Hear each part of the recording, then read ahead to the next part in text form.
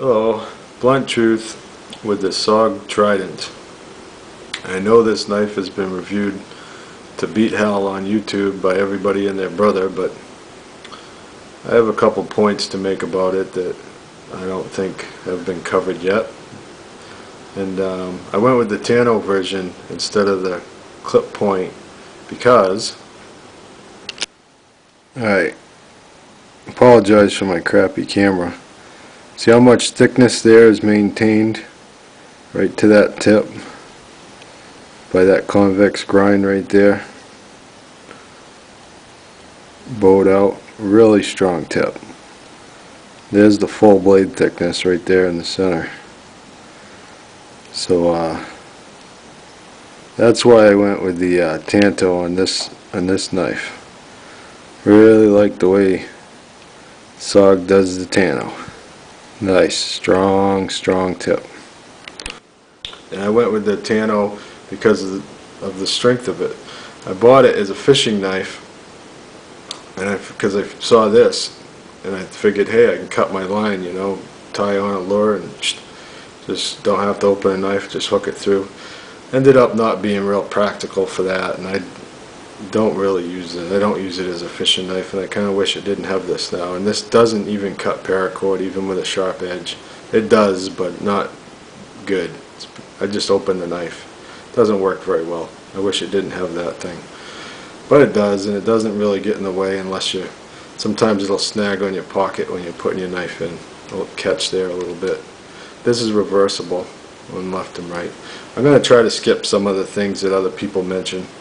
It's got a 3.5-inch blade, really nice length, nice thickness, like I showed you in the close-up, holds thickness all the way up, 3mm. It's got a really big handle. I'm a big guy. I'm 6'2" and about 215, and so I got big hands, and they go, I mean, you can see how much length is left over on this thing. It's still sticking out. Now the advantage of that, I bought this like the summer before last, and during the winter, last winter, I realized the huge plus in this knife is using it with gloves on. It's awesome for gloves because they put that clip, the thumb stud, so far away from the handle, unlike some other knives, like, you know, whatever, this SOG, or any other, most knives it's much closer. So I'll throw a glove on. This is my current winter gloves.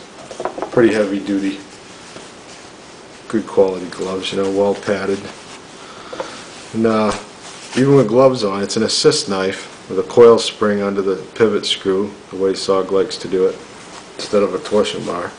So the combination of the assist and that so far away and the large size of it, you can grab this, pull it off your pocket with your gloves on, because I clip it to the outside of the pocket under my coat. I wear a long winter coat that comes over it, so it's clipped to the outside. So I just grab it off with my gloves on, and it pops right out without taking my glove off. And the long handle is great. You can get full grip right on the, I mean, really good grip with gloves on. And because of this big cutout here, even though this jimping is useless on the plastic here, because of that curve, you ain't going up on the blade, not easily.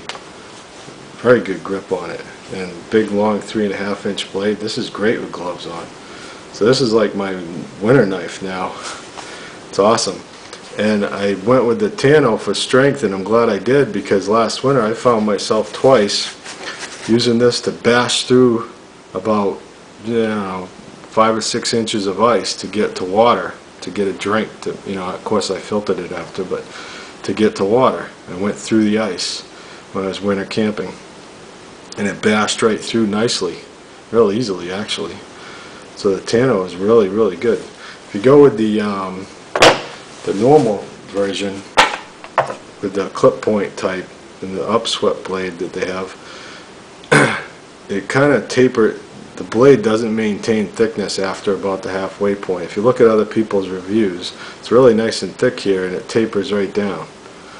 So to me it looks like the tip is really weak. I know it's not as strong as this, so it looks pretty weak to me, the tip.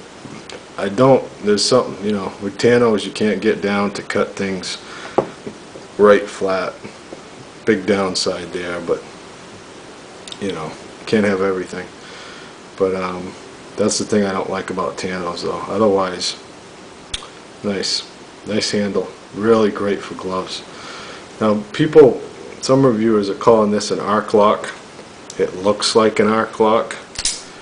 This is an arc lock. It looks like that, the way it functions with your thumb. It's not an arc lock. SOG calls this an arc actuator. It works entirely differently.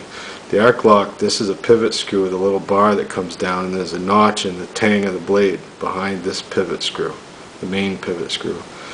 And this little bar slips into the notch and grabs the blade, so it swings like this.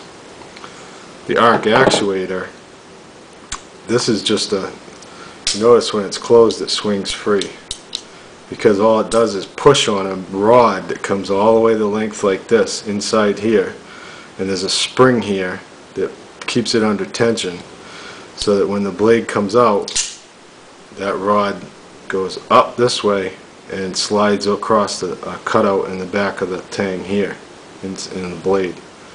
So it works entirely differently than an arc lock.